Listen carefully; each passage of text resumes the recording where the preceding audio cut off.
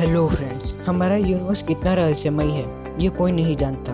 यहाँ पर आए दिन कुछ न कुछ घटनाएं घटित होती रहती हैं। आइए आज हम बात करेंगे अंतरिक्ष के कुछ अनसुलझे रहस्य के बारे में। तो चलिए शुरू करते हैं। आज हम बात करेंगे universe expansions, time travelling, black hole, white hole, universe bending के बारे में। दोस्तों, आज तक हमने जितना भी फिजिक्स पढ़ा है वो सत्य नहीं है, या हम कह सकते हैं कि जितना भी फिजिकल फिजिक्स हमने आज तक पढ़ा है वो पूर्ण रूप से सत्य नहीं है। जैसे कि हमने पढ़ा है कि किसी भी वस्तु का मास शून्य नहीं हो सकता है, पर क्वांटम फिजिक्स के अनुसार यदि वस्तु का वेग लाइट की स्पीड के बराबर कर दिया जाए तो उसका मास शून्य हो सकता है तथा वह टाइम ट्रेवलिंग करके फ्यूचर में भी जा सकता है।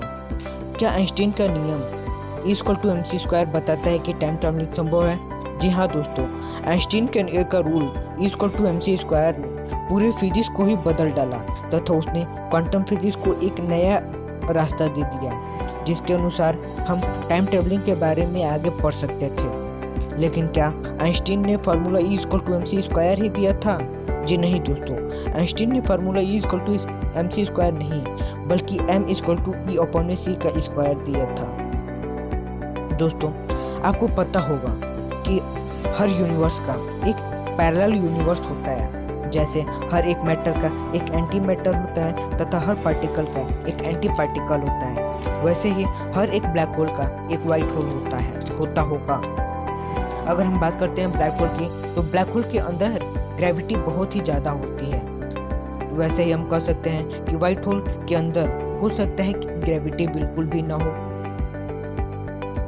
दोस्तों, फिजिकल फिजिक्स में हमने पढ़ा है कि लाइट की स्पीड से ज़्यादा स्पीड किसी भी चीज़ का नहीं हो सकता, पर क्वांटम फिजिक्स के अनुसार पार्टिकल तथा एंटी पार्टिकल के बीच का जो इंफॉर्मेशन ट्रांसफ़र होता है वो लाइट से कहीं अधिक होता है। इसको हम इस तरह भी समझ सकते हैं कि यदि हम किसी पार्टिकल को यूनिवर्स के एक छोर पर रख देते हैं तथा उसके एंटी पार्टिकल को यूनिवर्स के दूसरे छोर पर रख देते हैं, तो अगर पार्टिकल ऊपर की तरफ मूव करेगा तो एंटी पार्टिकल नीचे की तरफ मूव करता है। अगर पार्टिकल दाएं की तरफ मूव करता है तो उसका एंटी पार्टिकल बाएं की तरफ मूव करता है। तो इससे यह प्रूफ होता है कि उसके बीच के जो इंफॉर्मेशन का जो ट्रांसफ़र हो रहा है वो लाइट की स्पीड से कहीं ज़्यादा तेज़ी से हो रहा है। दोस्तों, अब हम बात करेंगे ब्लैक होल के बारे में। क्या ब्लैक होल इतना पावरफुल होता है कि वह पूरे सन को भी निगल जाए? जी हाँ दोस्तों, ब्लैक होल का निर्माण हाइड्रोजन के निकल जाने से होता है तथा ब्लैक होल यूनिवर्स का वह राक्षस या दानव है जो लाइट को भी निगल जाता है।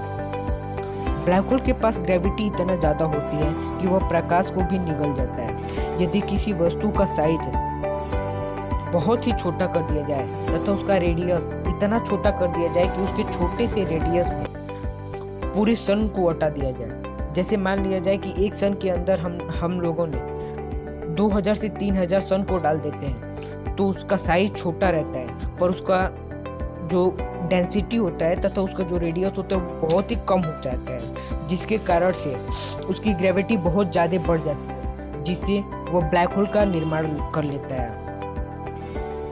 अगर सन का बात किया जाए तो सन का रेडियस लगभग 6 लाख किलोमीटर होता है, लेकिन अगर उसको ब्लैक होल के रूप में देखा जाए तो उसका रेडियस मात्र 3 किलोमीटर होता है।